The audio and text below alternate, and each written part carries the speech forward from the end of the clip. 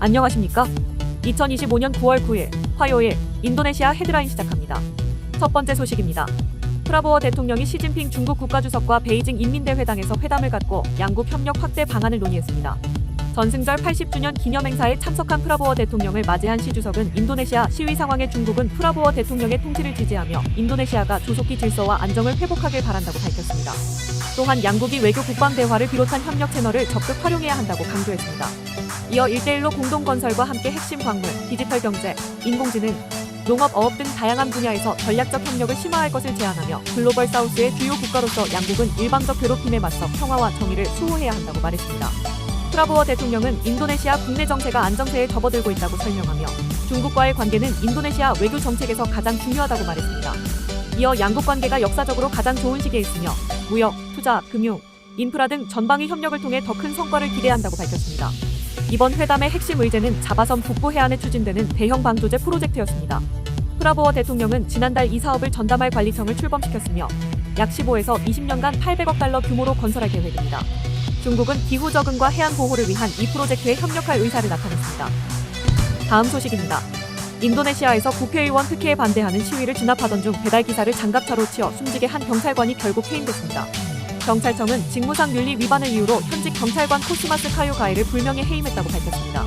그는 지난달 28일 자카르타 시위에서 숨진 배달기사 사건과 연루된 7명 중 1명입니다. 경찰청 대변인은 비전문적 행동으로 윤리 위반이 확인돼 해임했다며 명백히 비난받을 행위였다고 밝혔습니다.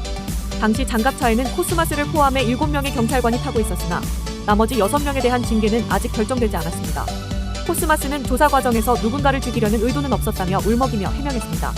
이어 질서를 유지하기 위해 직무를 수행했을 뿐이라고 주장했지만 국민적 공분은 쉽게 가라앉지 않고 있습니다. 한편 시위는 점차 진정세를 보이고 있으며 국내외에서 연대 움직임도 이어지고 있습니다. 자카르타에서는 여성단체가 빗자루를 들고 국가의 더러움을 쓸어내자는 상징적 시위를 벌였고 학생단체는 의회에 시위자 석방과 진상조사를 요구했습니다. 특히 해외에 거주하는 인도네시아인이 음식을 주문해 시위대로 보내는 원격 연대가 등장했습니다. 일부 시민은 시위 상징색인 분홍색과 초록색을 소셜미디어 프로필에 적용하며 지지 의사를 표현했습니다. 다음 소식입니다. 인도네시아 전역에서 확산된 반정부 시위가 프라보워 수비안토 대통령의 집권 초반 정부에 중대한 경고가 되고 있습니다. 전문가들은 이번 사태가 단순한 혼란이 아니라 세금 부담, 예산 낭비, 경제 불평등 심화 등 누적된 불만의 결과라며 근본적인 개혁 없이는 장기적인 불안정이 계속될 수 있다고 지적했습니다. 특히 국회의원 특혜 논란으로 촉발된 시위가 유혈 사태로 번지면서 재무장관, 국회의원들의 자택이 약탈당하고 지방의회 건물이 방화되는 등 혼란이 이어졌습니다.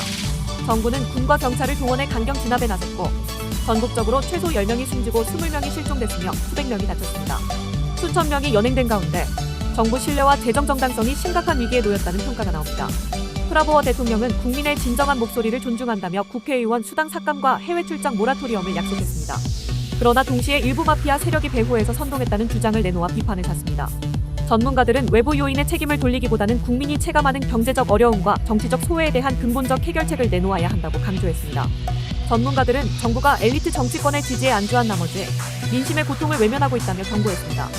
이들은 재정 집행의 투명성, 책임 있는 리더십, 실질적 대화와 비판 수용을 해법으로 제시했습니다. 다음 소식입니다. 최근 정치적 혼란 속에서 스리 무련이 재무장관이 첫 공식 석상에 나서 국민과 투자자 달래기에 나섰습니다. 지난 2일 국회 상원 격인 지역대표의원과의 온라인 회의에서 그는 내년에 새로운 세금을 부과하지 않겠다며 세수 확대는 과세 집행 강화와 납세 준수 제고를 통해 달성하겠다고 강조했습니다. 시위 중 자택이 약탈당하면서 일각에서 사퇴설이 제기됐지만 스리 무련이 장관은 긴급 내각회의에 참석하며 현직을 유지하겠다는 의지를 분명히 했습니다.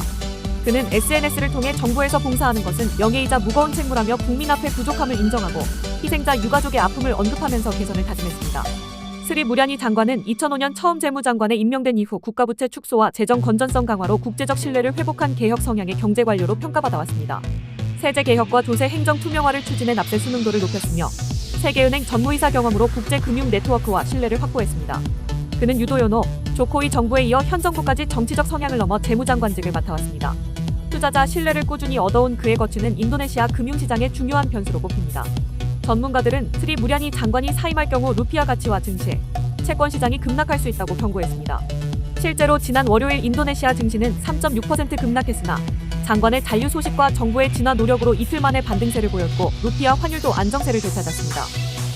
다음 소식입니다. 인도네시아 국민의 교통비 지출이 전체 생활비의 12.46%를 차지해 세계은행이 제시한 적정 기준치인 10%를 크게 웃도는 것으로 나타났습니다.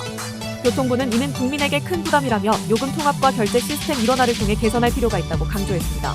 자카르타 수도권에서는 하루 7,500만 건이 넘는 이동이 발생하고 있어 교통체계가 통합되지 않으면 이동시간과 비용이 더 늘어날 수 있다는 지적도 나왔습니다. 교통부는 교통망을 도시 거점과 물류 거점까지 연결해 대중이동뿐 아니라 물류와 유통 효율성까지 확보해야 한다고 밝혔습니다. 현재 자카르타에서는 트랜스자카르타, MRT, LRT 간 통합 요금제가 시행돼 3시간 동안 최대만 루피아로 환승이 가능합니다. 교통부는 이를 기반으로 서비스로서의 이동 개념을 도입해 다양한 교통수단을 하나의 플랫폼에서 예약 결제할 수 있도록 확대할 계획입니다. 이를 위해 교통결제의 디지털화를 추진해 승객 데이터 분석, 요금 보조금 배분, 서비스 개선에 활용하겠다고 밝혔습니다. 고경철도공사도 농민과 상인을 지원하기 위한 화물 전용 열차를 도입해 농산물과 상품의 자유롭고 안전한 이동을 돕겠다고 발표했습니다. 또한 중국에서 도입한 신규 전동차 96량을 수도권 노선에 투입해 혼잡 완화와 서비스 개선을 꾀하고 있습니다. 다음 소식입니다. 자카르타 보건당국이 빈민 밀집 지역을 중심으로 홍역 의심 환자가 급증하자 아동 예방접종을 서두르고 있습니다. 자카르타 보건국에 따르면 올해 들어 약 1,900건의 홍역 의심 사례가 보고됐으며 이 중 서부와 북부 자카르타 지역에 집중됐습니다. 특히 이번 달에만 361건이 발생해 지난해 같은 기간보다 400%나 증가했습니다. 홍역은 기침과 재채기를 통해 전염되는 루베올라 바이러스가 원인으로 백신으로 예방이 가능한 전염병입니다. 세계보건기구는 미접종 아동, 특히 5세 미만에서 실명, 폐렴, 뇌염 등 심각한 합병증을 유발할 수 있다고 경고했습니다. 인도네시아 보건부는 2017년부터 홍역 골거리 풍진 백신 접종을 국가 필수 예방접종으로 지정했습니다. 보건부는 최근 서부, 북부 자카르타를 포함한 전국 46개 지역에 비상 발생 경보를 발령했으며 이에 따라 자카르타는 예방접종 확대와 감시 강화에 나섰습니다. 보건국은 홍역 증상이 나타나면 즉시 인근 보건소로 내원할 것을 당부했습니다. 참고로 세계보건기구는 2023년 전 세계에서 최소 10만 7,500명이 홍역으로 사망했다고 발표했습니다. 호주 그리피스 대학교의 전염병학자는 홍역 환자 1명에 최대 18명에게 전염시킬 수 있으며 바이러스가 공기 중에 2시간가량 생존한다며 인구 밀집 지역에서의 확산 위험을 경고했습니다.